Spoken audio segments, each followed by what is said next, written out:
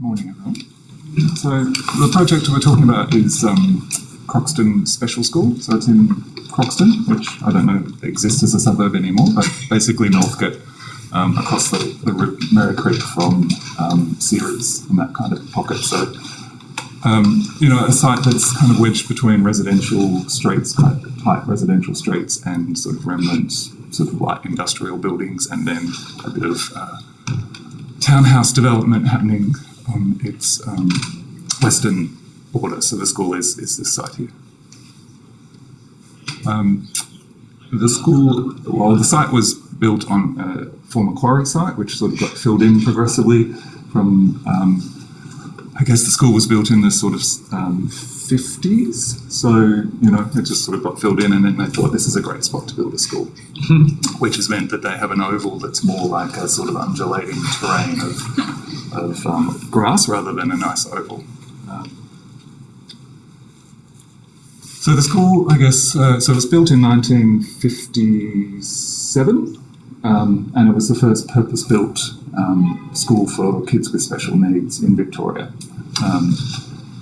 Whether it was sort of all that purpose-built or just a school that they labelled as for special kids. When you see the original buildings, it's the classrooms that are lined up in a very traditional kind of way. Originally, it had a population of about 32 kids, and over the years, it's sort of grown to about 165 at the moment, and it goes from prep through to 12. So those of you, I guess, that are aware of the sort of VSBA process, we spend a lot of time kind of unpicking the existing school and how they use it and how that fits in with the VSBA Form 15 schedules and all of that sort of stuff. Because we often find that how the school uses the school and how the forms and the schedules are quite different things, and what the school kind of needs from the project is also quite different to what the funding often suggests. So we spend a bit of time, I guess, in spreadsheets working out what the school currently has, and then that allowed us to sort of work out, well, what is the best site for the school, for the new building. What are the buildings that need to be demolished because they're sort of not serving any function, or they've sort of come to the end of their life. So in this case, the three buildings in the red colour there, well, the middle one through the middle of the site was a sort of an old lightweight construction brick veneer building that was one of the sort of original buildings. It had really past its lifespan. It was a major kind of block to the middle of the school and really kind of inhibited I guess the flow of the centre part of the school, and then they had some really crappy portable buildings that were really about to fall down. So by removing all of that, what we sort of identified is the best spot to build was really along the Woolhouse Street boundary, and that gave us the opportunity to open up the centre of the school where that yellow blob is and create a new kind of landscape heart to the school. So I guess following that, it was like, okay, well, we know what the school want. We know what the VSBA think they want. How do we kind of massage that to give them the best facilities, and working out, well, those things that are really important for this type of school were the more practical spaces like a drama studio and kitchens and cafe and sort of those kind of spaces. So we ended up with a long building along Woolhouse Street, which we moved a whole lot of stuff from the original buildings at the top of the page there down into that space. I guess the other experience of the school when we went for our early site visits was one of fences and gates, and walking around with the staff was like walking around with a jailer who had a big bundle of keys, unlocking everything and locking behind you.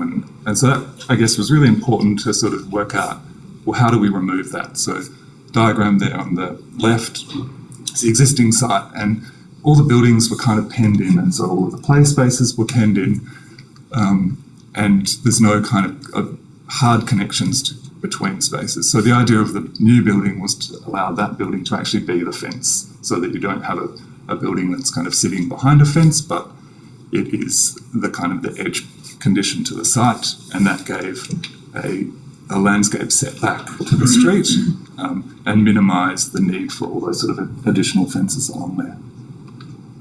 You can see through these sort of earlier photos during the end of construction, this idea of a building that's set back and becoming the edge of the school, and providing a sort of a generous landscape sort of edge to the street. So just getting, I guess, to the plan of the building.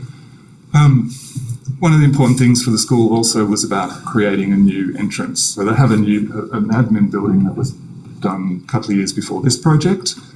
It kind of looks more like a health centre in a regional town, and it's not that inviting. It's pretty harsh at the front door. So they wanted an entrance point for the community that could come to the school and sort of feel like they're just, not walking through this sort of very official admin entrance.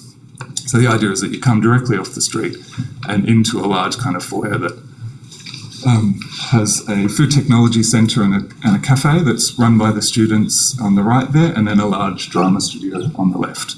And those spaces really are all designed to work together. They open up and interact with each other. They run sort of a cafe where the students run the cafe on, I think it's Tuesdays and Thursdays. So parents come in and hang out and catch up with each other while the kids are serving them coffee and cake. 2 minutes. Okay, I better zip on there. I might just move into the photos. So here we can see the building and its setting along Woolhouse Street, the oval in the middle, and the kind of how it sits within the rest of the school, and the landscape zone through the centre there. Along the footpath to the street, so you've got the main entrance here looking into the cafe, and again this idea of the landscape setback. And as you move further down the street, the building kind of steps in and out, breaking up the overall form, and centred around this large gum tree that was in the middle of the school. Then we move around to the school side of it, so you've got looking back towards the cafe and the student kitchen, or the food tech space, and this, hopefully once all the landscape gets going, a really shady kind of central hub to the school. Then standing on the oval, you get this opportunity to kind of grab these glimpses through the building as it's broken into two pieces, just to help with kind of managing access and to protect that tree that's in the middle there. And we move inside. This is the cafe, so you can see there parents sitting around and being served by the kids. Bright and sort of inviting spaces, not just a classroom that becomes a cafe. It really was purpose built for that, connecting through the back there to the kitchen, which is that.